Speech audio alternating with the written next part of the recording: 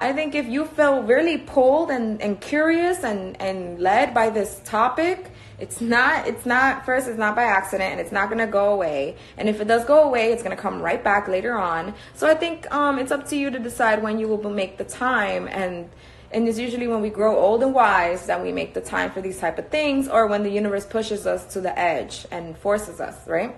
So I usually don't like to make the universe push me to the edge. It's pushed me to the edge too many times, and it's forced me too many times that I learn to listen when it whispers. And this is flesh. This is flesh, okay? If somebody has the power to manipulate you through sex, how is your empire going to be protected? Whatever empire you're looking to build, whether that empire looks like a big house with 3 kids, or if that empire looks like an enterprise, or if the empire looks like a nail salon, how are you going to protect the main atom of that empire if it could be swayed by something like sex so easily? If you can't handle not giving, giving your vessel another opportunity, another experience. Now, something I really want to stress is your neurotransmitters and the activity that goes on when you release an orgasm. The other day on my on my Instagram page, I posted some facts about your neurotransmitter activity when you orgasm, okay? Because these are the type of things I experienced and I researched when I was celibate and when I was sexually orgasmic retention. Like, I wasn't coming. I wasn't masturbating. I researched that when you release one orgasm, whether with a partner or without a partner, because your brain, your subconscious don't know the difference if it's with Jimmy or Jocelyn, like, they don't know. It's just an orgasm to them. So every time you orgasm, your dopamine levels go below baseline. So what is dopamine, and what did you just say? Dopamine is a neurotransmitter responsible for your motivation, your good spirits, your optimism. Serotonin is another neurotransmitter that is responsible for your good mood, your point of views, your peace of mind. All of these chemicals that are responsible for all that good stuff, they all go way below baseline for one orgasm, just one, with or without a partner, right? So I thought to myself, what if I let these chemicals stack up? Like, because after that, it takes 17 days for your dopamine levels to go back to normal after that one orgasm. So I'm like, if I orgasm every day, that means they're going lower and lower and lower, and as they're trying to raise up, I'm pushing them lower, like, if that makes any sense. So I was kind of dumbfounded by that, and me being the guinea pig hermit crab that I am, I was like, you know what? I want to let these neurotransmitters stack up. I want to see what happens when I don't waste them on an orgasm, because it's an explosion in your brain when you do. I want to see what happens. And sure enough, I did it for 6 months, because as intuitively led as I felt to do it for 6 months, I also was felt to not go past that for now. It told me, don't go past 6 months. It, as in, just intuitively led, you feel pulled. And, and when the more you let yourself be pulled, the clearer it is. Like, clear as day to tell you exactly when to stop doing something. Like me, it told me to stop 6 months in. And what did I learn? I did a whole talk. I think I did a Twitter thread. I think I did a highlight on my page. I've talked so much about my celibacy experience. I've talked so much about it, and I'll continue talking. It is awesome because it's a shield. You build a new shield in your auric shield. It's a wisdom. It's a detox, because you need to understand all the people you harboring in your sexual areas, they're there. The energies are there. You're connected etherically. All of this, guys, okay? Like, I could go on and on about this topic, and it's not hard. It's not hard. Right now, when you're spending so much time alone, it is not hard. Okay, the first month, it's hard, but after that, it's not hard. And you know why I say it's not hard? Because there's so many distractions available now, so many things you could do creatively. So what happened to me when I stacked up my dopamine and my serotonin levels for 6 months? What can you imagine? First of all, everything and everyone with a pulse was magnetized towards me. And I couldn't even, control it. And it's not just men that would magnetize. Women and children, anything with a pulse, even animals. I felt like everybody was magnetized towards me, and I wasn't trying to get dolled up or nothing. I was just being myself. And it's, why is that? It's because now the pheromones that you are emitting, they are so sexually charged, and the dopamine and serotonin that you've been stacking up, it's so ready that energy speaks volumes. Energy is a dry snitch, and people don't realize it, but they go by energy. So the moment you in the room, that's felt, and the pheromones that are searching for that energy that hasn't been released orgasmically, like it's gonna hunt for that. And so people are magnetized towards you. You're kind of like juicier energetically, you know. And it does take time to detox the people that you've allowed into your sexual energy and your body and your vessel to come out of these, you know, these I don't want to say sexual organs, but yeah, I guess that's what I'm getting, is to get them out of your sexual organs, you know, get them out. The energy stays there, okay? And especially if you keep going. So I do say that the first month was the hardest or whatever. The first month of no sexual orgasming was the hardest, because your brain is like, wait, what are we doing?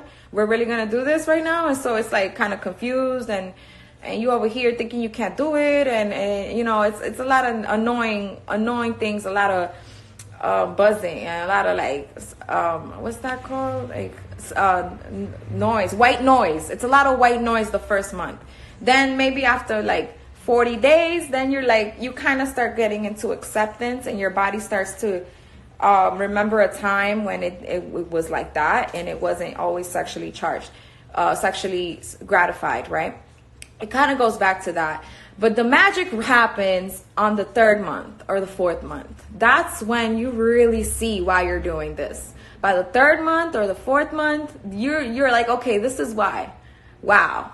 So and there was also a chart I came through about semen retention, because it's the same with men and women. I came across a chart with semen retention that showed what it did to the brain the first 30 days, the first 60 days, the first 90 days, and it went up to 4 months.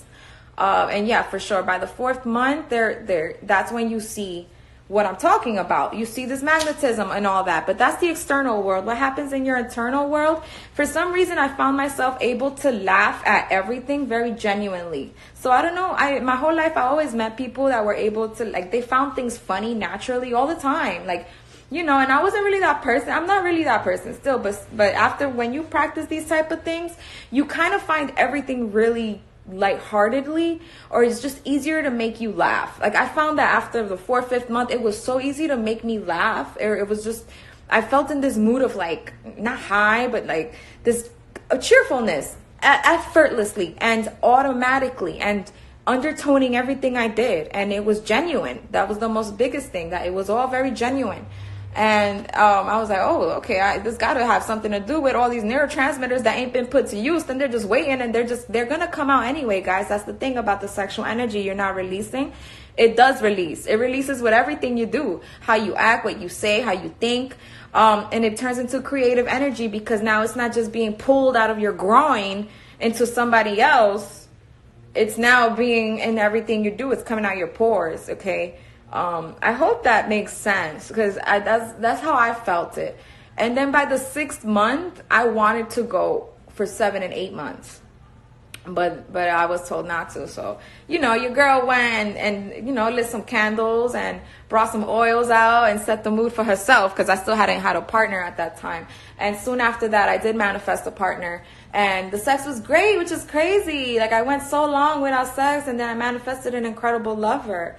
You know, but yeah, that's some of the things I went through. I did notice that I became just like, my sex appeal was flyer. Like, I also don't fear sex, like, and I'm not manipulated by it. Like, after these experiences, like, I'm not like I don't care what you like, the person I would be very impressed with great sex, and I would be very attached, and it's like, now I can experience great sex, like, and not be afraid of not having sex a long time after that, because I know what it feels like, and I know what happens. And sometimes I kind of look forward to that, because I'm like, yo, I want to stack up on all this grace and all this glow and all this charisma that I get when I don't orgasm for a long time. All this, like, this flow, guys, I really don't know what to explain it. Like, this je ne sais quoi, and it's effortless because of your brain. It's your brain. Like, we got to take the reins. And so I thought, now at this point, if y'all really want to know, I don't orgasm unless it's with a partner. Because I don't think it's worth it. the way I feel when I rack up my sexuality versus when I just come all the time by myself, like, it's two different glows. It's two different brains. It's two different emotions. It's two different steps. Like, when I feel my unreleased sexual energy, like, I feel like it's pouring out of my body. Everything I write, like, it feels thicker. I don't know if that makes sense to y'all, but I feel deflated when I come a lot. Okay?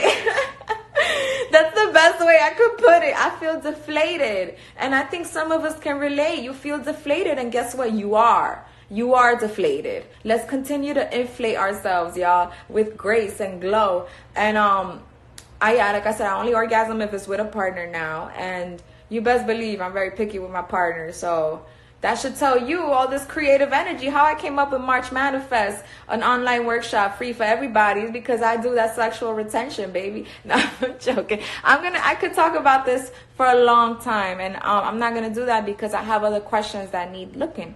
But thank you guys for that question. Thank you, Brian Gurley. I kind of tread off topic, but again, if first of all, I think you're lucky if you have a partner to share this journey with. You could be celibacy buddies and shit. I think it will build more sexual experiences with both of y'all, on the contrary to what you might think. And third of all, if somebody in your partner, your life says, nah, yo, I don't really want to not fuck for XYZ amount of time, then think about this partner.